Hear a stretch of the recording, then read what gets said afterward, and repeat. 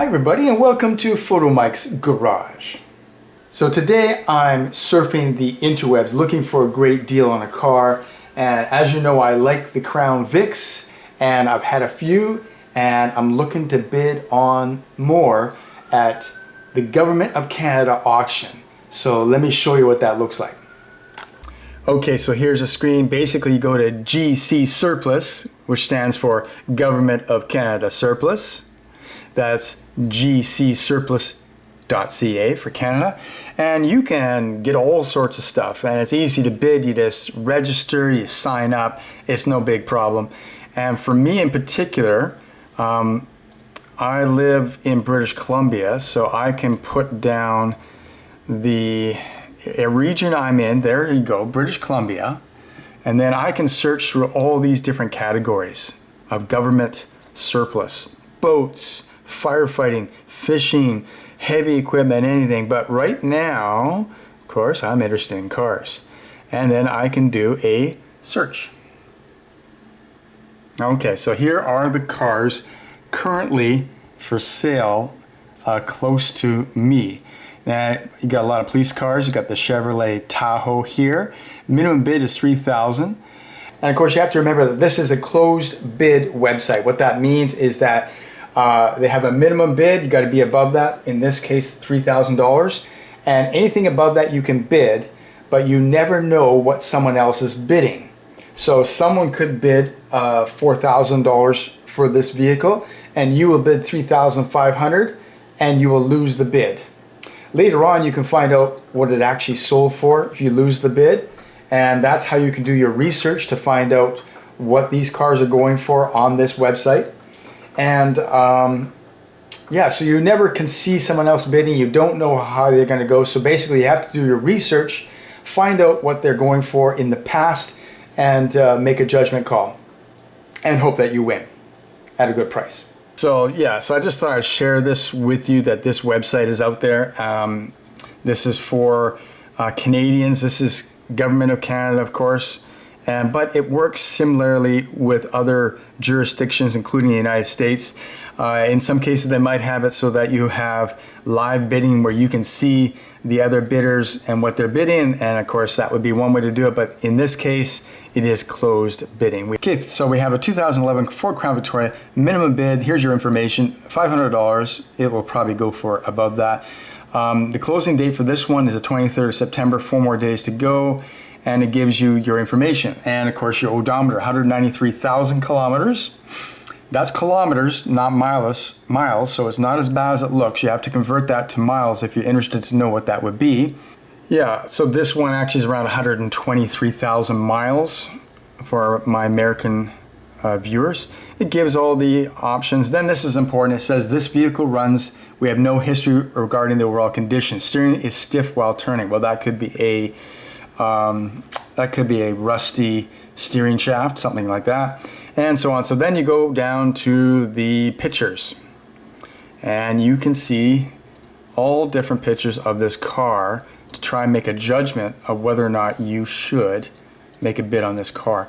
So this one doesn't look too bad. Oh, yeah, we got a few problems. So anyway, that's how you basically do it.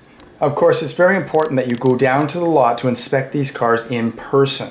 You can only go so much by the pictures here. You can start the car, you can't drive it, but you can start the car, put it into drive, put it into reverse, and from that you can tell a lot about the car. It's always best to see the car in person before you place a bid.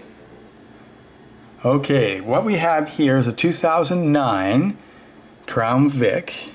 Let's take a look at the pictures. It has 135,000 kilometers. That's low. That is low. No problems, no engine lights. It requires a boost. Battery could be bad. Oh, look at this. I don't know if you can see that. Vehicle drove downstairs. Unknown damage to undercarriage. So that's a big red flag. I don't know what that means. Okay, let's take a look at the pictures. Okay, nice, nice. A little droopy rear bumper there, no big deal. And paint doesn't look too bad. Oh, it had a front push bar. That's not too bad. You can always paint up the bumper a little bit. Yeah, you know, this one looks okay. And yeah. Okay, a little hole in the bumper. That rear trunk doesn't look like it's fitting perfectly. Okay. And rusty wheels, that's pretty common. Oh, the tires look pretty good. Oh, nice rear seat. Rear seat's good. And yeah, pretty well the way they usually come. No problem. There's the mileage, 135,000 kilometers. That's a low mileage for us up here in Canada. Usually they come out from service at around 185,000 kilometers. Oh, and I can see it's also missing the switches for the window switches. That's not so good. Okay, so there we go. I'm gonna bid on this car. Now I think I'm gonna bid on this car. I'm not gonna put in a lot of money because it did go down the stairs. But hopefully if I have time, I'll be able to check it out more thoroughly. One good thing about the website though, the surplus website, is that you can actually reduce your bid to the minimum. So if you bid on the car, say you bid $2,000 on the car, but then you look at it and you decide, I think this is not worth $2,000, you can actually lower your bid down to the minimum bid, which is 500 bucks. That's a really nice feature. So yeah, I put a bid on this car. Okay, so I just wanted to show you guys the website where you can find ex-police cars like the Crown Vic really quite cheap. This is the place to get them. Get them straight from the federal government. That's gcsurplus.ca. What have I done? What have I done? What have I done? What have I done? All right, everybody. Remember the cop car that I bid on, the one that I'm not supposed to win? Well, I won it. I won it at auction. I had a super low bid. I showed you how I did the bidding process, and I wasn't supposed to win. And I never even came and looked at this car. I did not inspect it, which is what you're supposed to do, because I didn't expect to win. And also, I went to Hawaii. This is where I get this great tan. Okay, so I've got the car, and I think I've made a terrible mistake. So this is going to be a video on what not to do. Always inspect the car before you put a bid on it, for one thing. So, but my bid was quite low, and if you remember, this car doesn't really look too bad. Let's take a look around here. It doesn't really look too bad. They haven't done a really good cleaning job, but the paint for these type of cars is not bad. There's no real peeling paint. No dents on this side. Just needs cleaning up. Engines needs a little bit of cleaning up. It's fine. You can see they used a bumper. You can see they used a push bar here, so it's got a little discoloration there. Rusty rim. Tires aren't too bad. You still got tread. Still got tread, a little bit of rust. So overall, not too bad, right? Except that if you remember in the description for this car, oh, I see it's got a foggy light here. It's got water in there. That's not a big deal, 100 bucks for a headlight, no problem. But if you remember in the description for this vehicle, they said that it needs a new battery. So I might need to replace this battery. But again, that's not a big deal. You know, that's just a maintenance item. But also in the ad it said, this car went down a flight of stairs, unknown damage resulting. And that's where you do your inspection. So I didn't do my inspection. So let's have a look and see what kind of damage going down a flight of stairs does. And actually going down a flight of stairs for a Crown Vic, I mean, they're kind of built to do that. They're kind of tough. They're 1 inch higher. The suspension is lifted 1 inch higher than a regular Crown Vic, and they're specifically made to go over curbs and to be able to keep going. But going down a flight of stairs, well, there's been some, this Crown Vic, if it could talk, there's some stories it could tell, that's for sure. Some exciting stories perhaps, going down a flight of stairs, right? But here we go. Let's take a look underneath. The first thing I'm gonna look is right underneath here. And right away, there's the damage. The lower bar right here is bent down. It hit something. And as you can see, that caused some damage to one of the coolers right there, the one right in front. That, I believe, is the air conditioning cooler, but there doesn't appear to be any leaks. But that is definite damage. Wow, that looks in bad shape, except there's no leaks. Wow, that's close though. That should be replaced, really. If we go a little further down the car, this catalytic converter looks good. And I don't see any scrapes on the frame at all. It just looks like just that front damage so far. The oil pan looks like it might be okay.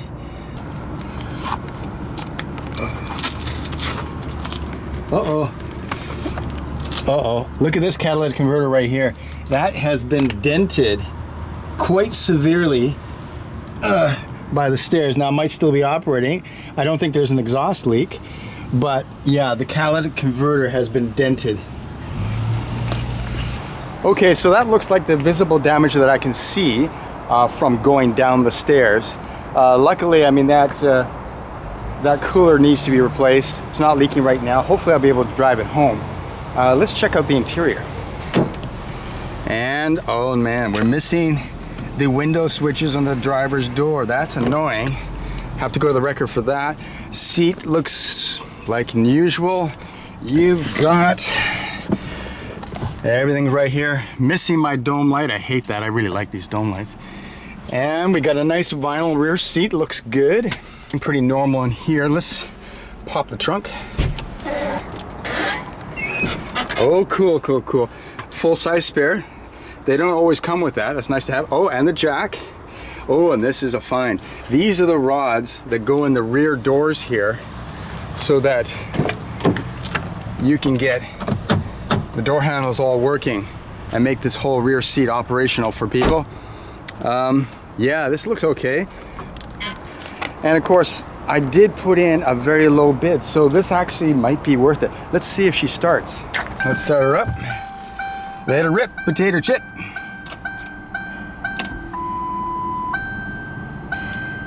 One more good thing about this car, this is a bonus, look at this. 135,000 kilometers. Remember, this is Canada, so that's kilometers. I think you divide that by 2.2 and you get your mileage, which, as you can see, this is low mileage. And that's usually this 182,000 kilometers for around Canada when they let these cars go from the RCMP. 135,000, that's low mileage. Let's see if it starts up. Come on, start it up. Yes. Yes. She starts up and look at that. No engine lights, no airbag light, and a quarter tank of gas. 135,000 kilometers bonus. So, okay, so this car has a number of good and bad points to it. It's got a little bit of damage with the trunk. It has damage to the undercarriage a little bit. I'm not sure if the suspension's okay or not. I guess we'll find out. And also, it does have damage to that cooler at the front of the engine. But low mileage. And let's see what the service hours are. Okay, to find out the service hours, you just press this button and cycle through it. There's a trip. There's the service hours. 6,000, can you see that? 6,001 service hours. Those are the hours that the engine has spent idling. And that gives you another idea of how much wears on the car beyond just the actual mileage. Because a lot of times the cars are sitting idling at a donut shop or wherever they idle. But anyway, that's not bad. I've seen a lot higher than that. So I find that for Canada, for the RCMP to be completely acceptable service hours, or sorry, idle hours. 6,001, not bad. And in the glove box, what do we have here? You can always find something interesting in the glove box. You got your I don't know what that is. There's the Crown Victoria Canada kit for the RCMP. You got your normal Crown Victoria owner's guide, and what do you got here? Customer information guide, and the tire guide, and oh, this is the bonus here. You don't always get this in the glove compartment. Crown Victoria Police Vehicles Owner Guide Supplement. Okay, this tells you about the special modifications and special requirements for the P71, the police interceptor. That's good find to find that in the glove box. This is a bonus. So now it's time for the road test to make sure it's drivable. All right, time to go for a test drive. I've done the outside inspection. Now it's time to drive the car. Let's see how she drives, shall we? Let's see how she drives.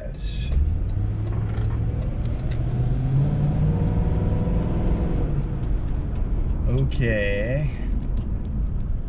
The brakes are working. That's a good thing.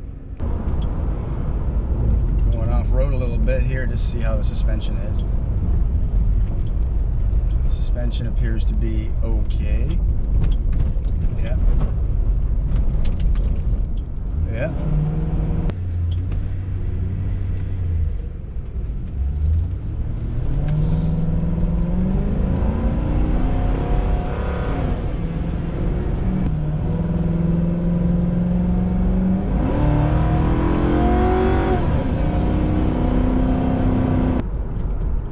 All right, so basically this car is not too bad. It's not the best I've ever had, obviously. It's got a little ticky noise from the right. I'm not sure exactly what. It could be a small exhaust leak of some sort, but yeah, it's not too bad. Anyway, so next time, remember, do not do as Photomikes Garage does and just buys and bids on a car without taking a look at it. You're always taking a chance. I don't think I did too bad here, considering I didn't actually make a very high bid, but you know, you never know. Okay, everybody, it's the next day. I forgot to sign off yesterday. There was no problem taking the car home. There's a little bit of a rattle from the exhaust, I think caused by the crushed catalytic converter, because like I said, this car went down a flight of stairs, so there's a bit of a story there. So I'm going to work on that and the other things. This is a good cop car for a super cheap price. I'm really stoked about that. So thanks for watching Photomikes Garage. I will see you next time.